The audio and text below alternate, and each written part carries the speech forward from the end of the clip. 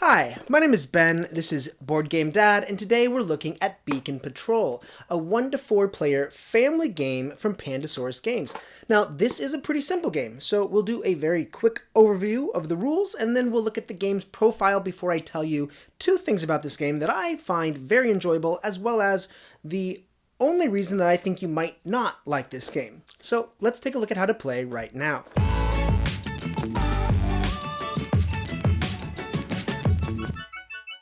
Beacon Patrol is a cooperative game where players are working together to explore as much of the sea as possible. And we do that by placing tiles and trying to surround as many tiles as we can. The obstacle that we're up against is getting stuck in a position where you have tiles but you're unable to place them, in which case you would have to discard them and not earn the points for them. So for an example, I'm the blue player, and what I'm going to do on my turn is try to play my tiles. I can play any tile adjacent to my boat, but I have to be able to move the boat onto that tile.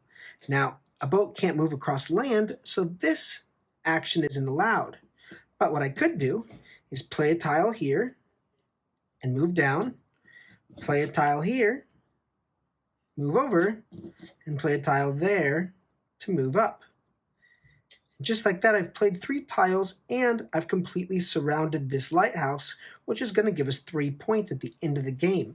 I would end my turn by drawing back up to 3. But if we look at the red tile, here the position is a little stickier because every tile that this player has cannot legally be placed adjacent to where the boat is. Now, one thing to also mention is that the orientation of the tiles must all be aligned north. So another thing that we can do on our turns is we can trade with other players. So what red might do is trade this tile with black's tile and use that to move up. Another thing a player can do on their turn is they can use one of their engines to move to an adjacent space. And so now red can move up here, and finally red can move there. So by doing some trading and by using an engine, red was able to play all 3 tiles. So let's take a look at the profile for Beacon Patrol, and 2 things really jump out at me. One is how fantastically simple the game is. This is a game you can take out with anybody and teach it within a couple of minutes, get started playing it. But the thing that is very interesting is it looks like a tile placing game, but this is a game that is really all about working together as a team and trading. So it's not about how you play the tiles, but rather the foresight you have to look at what other people are holding and try to make efficient trades so that as few tiles as possible are wasted. So this game is as good as the degree to which you're going to be working with other players. If you go into it like, everyone's working alone and you're just going to tally up your scores at the end, you're going to be very unsatisfied because what's going to happen is somebody's going to get stuck and they're not going to be able to move and they're going to end up discarding tiles, which could have been points that you had used. So the game is going to be all about seeing who's got a bad draw and figuring it out, who can make trades in order to keep everybody moving around and ever increasing the size of that board.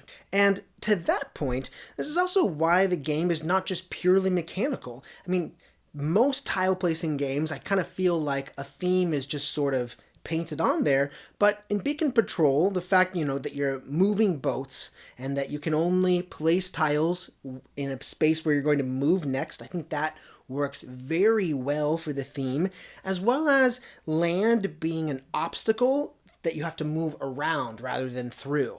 That's fantastically intuitive, and it kind of adds a level of depth in what the restraints are for the game, but without the game being bogged down by too many rules. It just kind of makes sense that way. So, very interesting profile for such a simple game. Now, there's 2 things that I really like about this game, and 2 things that will be my reason for pulling this game out. First is how simple and low-key the game is. This is a very friendly game, cooperative, you can't lose. It kind of feels like doing a puzzle together. And to have such a low entry where, you can teach the rules so quickly, it's gonna mean that I can pull this out with anyone. In fact, the last time I played this game with adults, we had another couple over, the mother was holding a baby, and I was like, well, let's play a game that you can play with one hand, because you don't have to hold your tiles and conceal what you're holding. You can keep everything out in front of you, and everyone can see what you're doing, and it's a one-handed game, so that plays very well in its favor.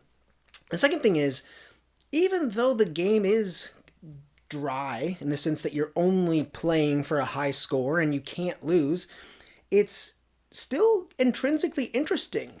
It takes a few turns, you'll find, for people to kind of understand what the objective is and mostly what the obstacles are. Because initially it's like, I don't get it. How could this possibly be hard?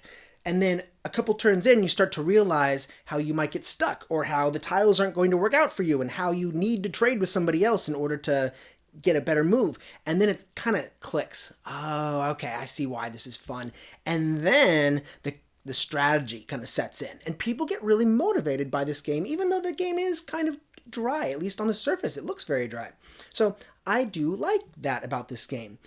But there is one reason why I think you might not enjoy this game, and really it's the only thing I could say about this game as a complaint, and that is the exact same reason why I like it, which is that it's super low-key and pretty dry. So if you compare this game to something like Pandemic, for example, you've got something at stake, right? If you don't play well, you could lose, and there's pressure being applied. Cooperative games that are motivated by a degree of pressure are often very engaging. So you have to ask, well, is this going to be a fun one for this group when no matter how we play, we're going to win? It's just a matter of your score. But at the end of the day, I'm going to take this game out because of how simple it is and how friendly it is. Again, I'll say it. It's like doing a puzzle together. But if you wouldn't like this game, it's probably going to be because of the exact same reason. You don't want to feel like you're, working on a puzzle together. You want to feel like you're accomplishing a mission together. And that game, this isn't the game for that.